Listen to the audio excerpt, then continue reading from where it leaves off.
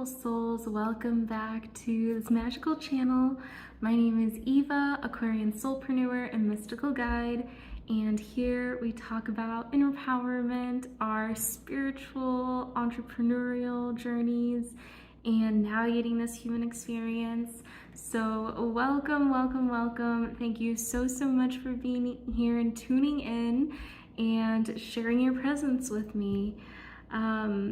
Today I have a special treat. I am going to talk about intuition, which usually once intuition gets brought up into the question, it's always a question of how do I connect deeper to my intuition? What can I do and how does it work? And am I never gonna get the wrong answer ever again in my life if I'm just tapping into my intuition? And all those fun things. So we will explore that. I was fascinated by intuition for a while, and I would always hear people say, this is something that everyone can do. You just have to practice and learn how to connect, and you can do it too. And I can tell you from firsthand experience that yes, intuition is something that we cultivate. It is something that is already within us, but it's almost like putting someone who has never learned how to fly a plane as a pilot for a flight. That may not go so well. And so just like really anything we experience in our life, the more we practice at something, the better we can get at it, the easier it becomes, and you just kind of find your own flow with it. So I started off exploring my intuition by doing this online course that was called Psychic Bootcamp, and it's a community developed by Brie Mellinson, and it's kind of like a self-paced course, and you learn about connecting to spirit guides and animal spirits and ancestors, mediumship, and the most valuable piece of that course that I received was the connections that I made with people. It was having people who were interested in this kind of stuff and being able to talk to them about it and being able to do practice sessions with one another. There is nothing, at least in my journey, the piece that has confirmed my abilities the most is when I connect with a complete stranger from this course and do an intuitive reading, and they say, wow, that is spot on. That's exactly what I'm feeling, and that resonates. And so the more that I did that, the more confident I got in my abilities.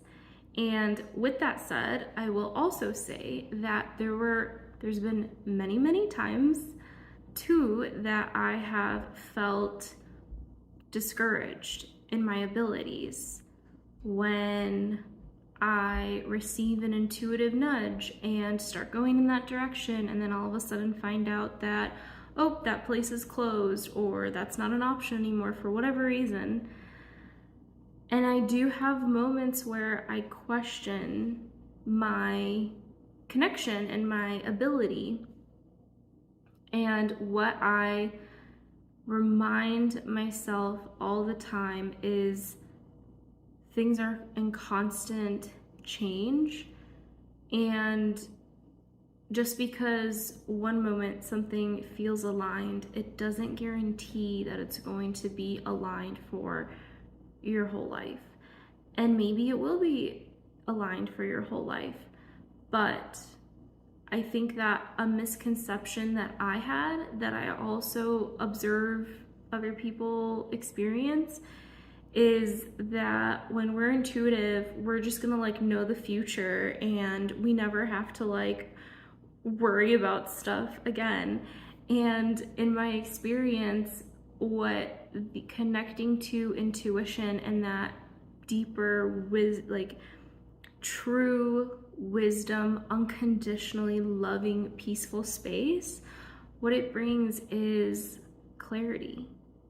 It brings peace, clarity, and support, because you know that you can connect anytime, because you're always with yourself. And that's kind of how it's evolved. I've done animal communication. I have been attuned to Reiki and done Reiki sessions on people. All of those modalities, they're ways to connect to our intuition. That's why we say that the intuition's already within us. And if you have explored human design, which I will make that will be a separate video. We can't fit that one in here. But in human design, the spleen center is the one that's connected to like instinctual intuition. And then the sacral is connected to like timing, intuition, capacity, and boundaries. And we have the ability to connect in whatever way feels good. And I'll also say that I've found myself in moments where I've been desperate and just wanting an answer, and given my power away to someone. I mean, I've done this multiple times. But when we feel really low, or we feel like things are just too overwhelming, too chaotic, we have no idea what to do, we don't know what direction to go, we feel lost,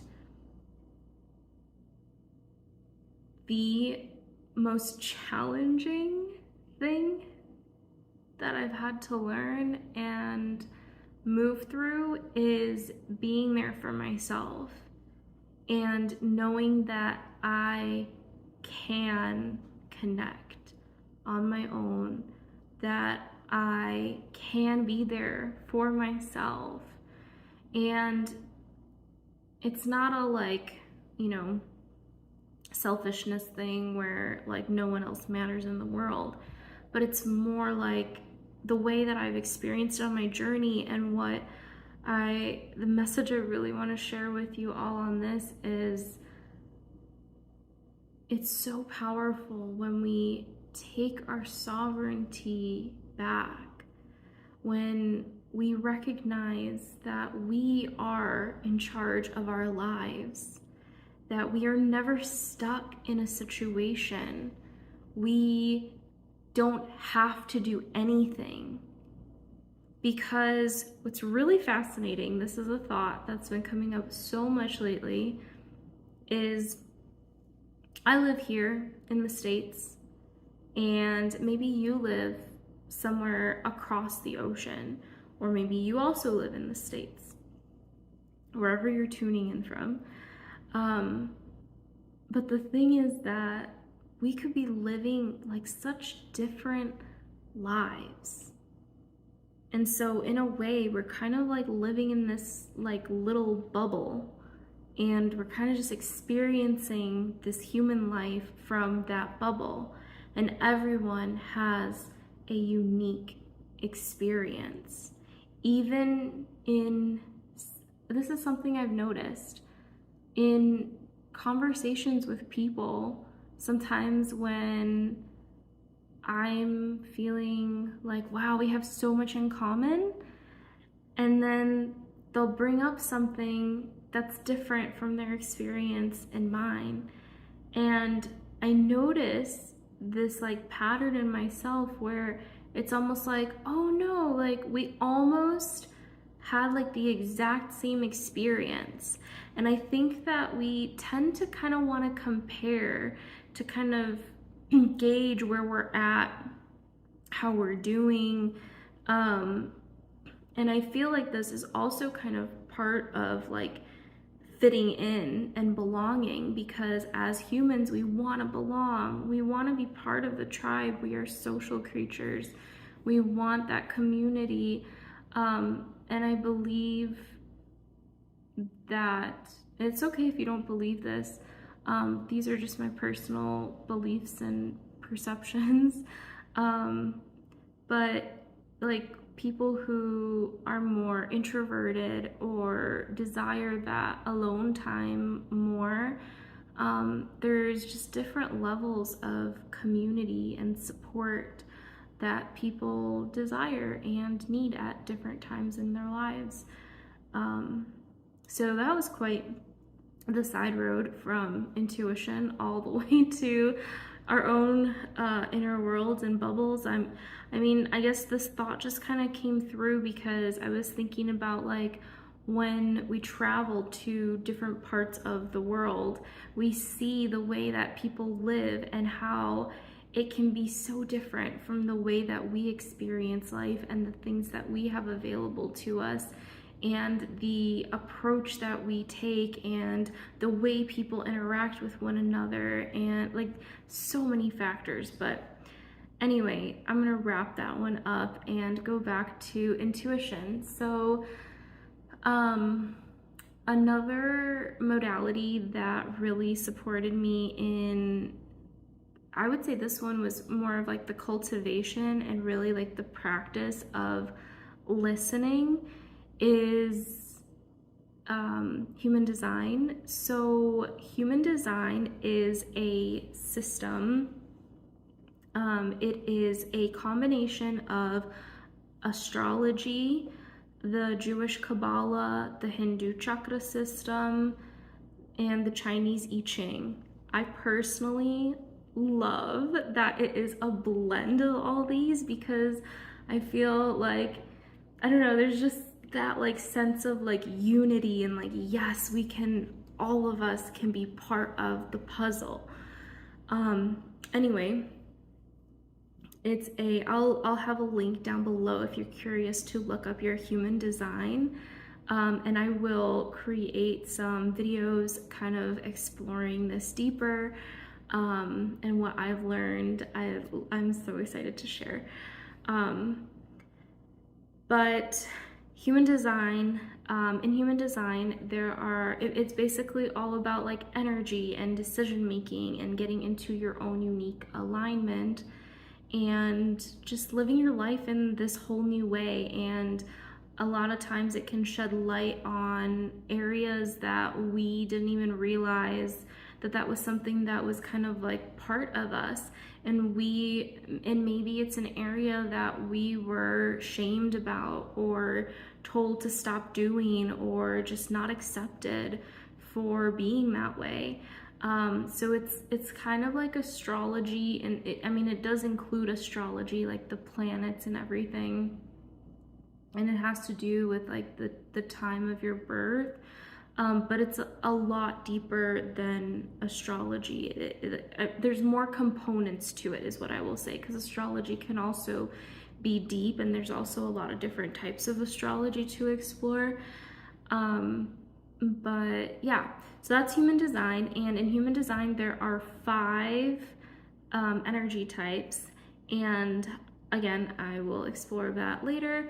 But for now, all you need to know is I am a generator, and I am a sacral generator, which means that my sacral center has constant energy flowing to it because it's defined, and that our sacral is that life force center, very similar to what the Hindu chakra system explains and shares around what that center does. And the way that I've been using human design and my sacral to connect to my intuition is by tapping in and asking yes or no questions. When I'm given options to whether I want to do this, A, B, or C, I tap in yes or no. And if I feel like my mind is starting to kind of try to jump in and want to share its input, then I give then I write down the options and give it to someone and say, number these A through whatever letter, and I'm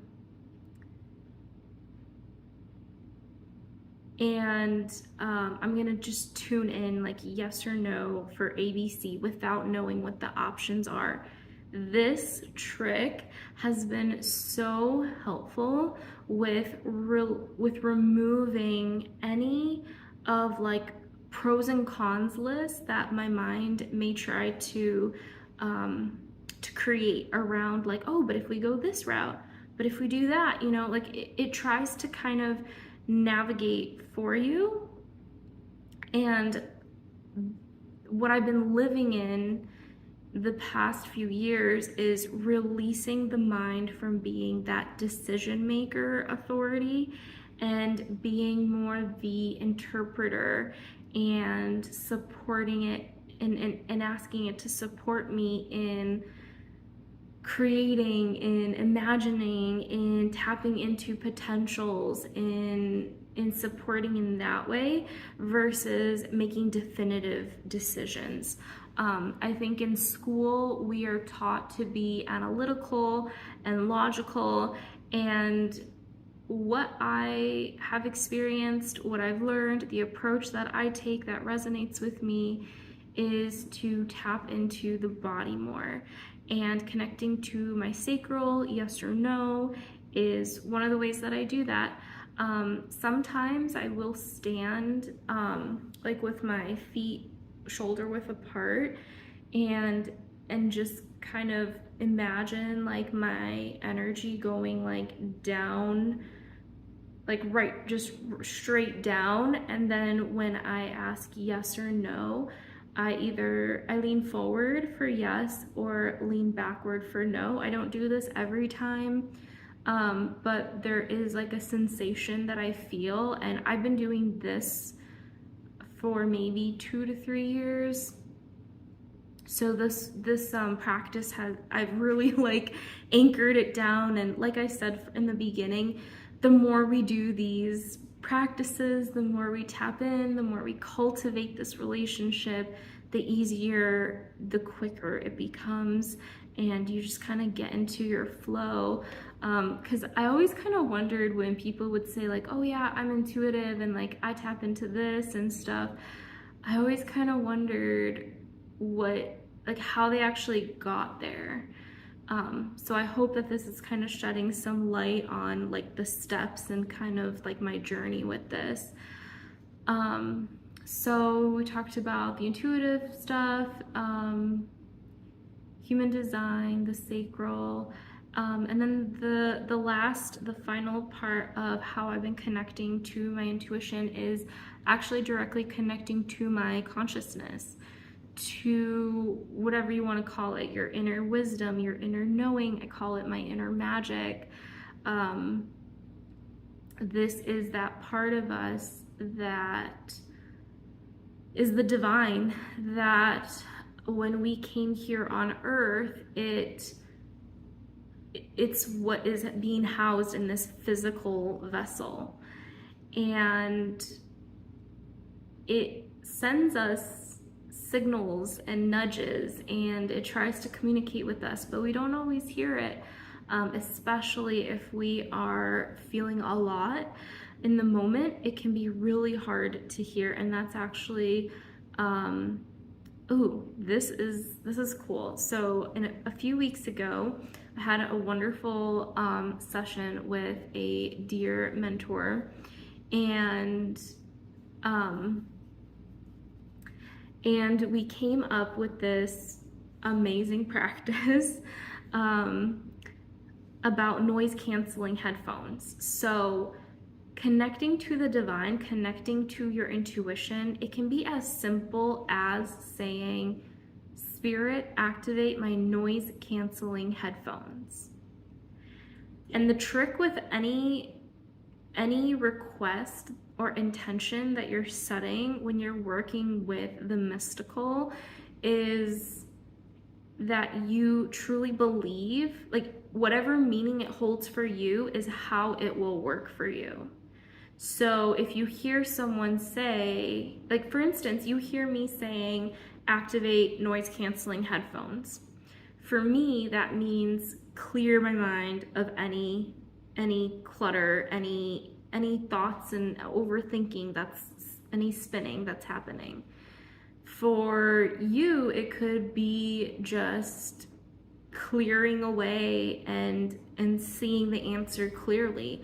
But do you see how the different, it's different nuances, it's different approaches, and it's all comes down to what it means for us, because that's how it's going to show up for us, because we're the ones that put the meaning to it.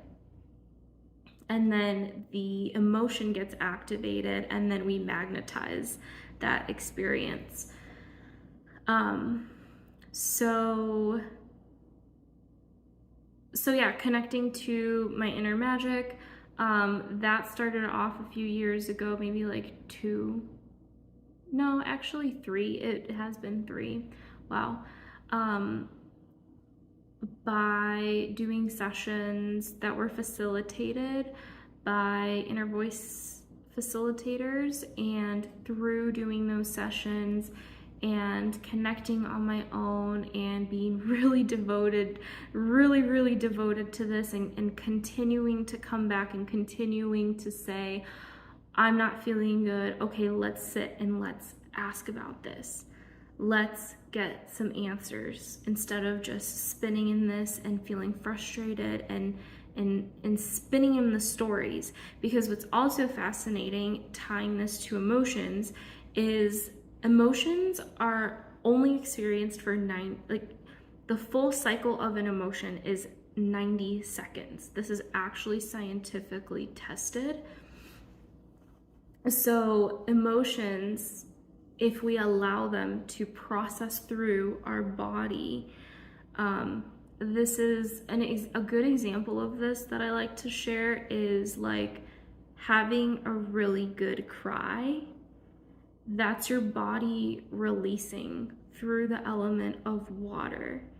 It's releasing, it's cleansing. Our body releases in so many different ways, and our body is so intelligent, and it knows how to release. And if we just allow it to guide us and start listening to it more and tapping into it, then it's a whole different way of living. Our body can tell us whether something feels aligned for us or not, simply by how it feels in the body. For instance, if you have option A and option B, and you just think about option A and just hold that in your awareness, and then tune in and just pay attention, how does my body feel about this? And you just notice, is it feeling light? Is it feeling like I'm being drawn to that? Is it feeling heavy? Is it feeling resistance?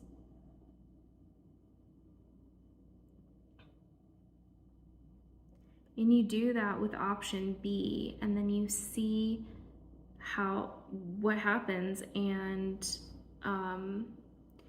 you see which option feels good to you. And that's also connecting to intuition through your body, because your body is always guiding you. It really is. I've supported people in making career choices this way. I have supported people in choosing food places this way. It really is that simple. Just taking one at a time, just envisioning like one in this hand, and and how do they feel, but tuning into the sensations that you're feeling in your body about it, and then asking yourself, what does that sensation mean? Because also different sensations could have different meanings for you. Maybe the heaviness to you is actually a yes, and maybe lightness can be a no. And I'm just making all this up, like, for examples. But it doesn't matter. Like, the point is that it's all tailored and unique to you.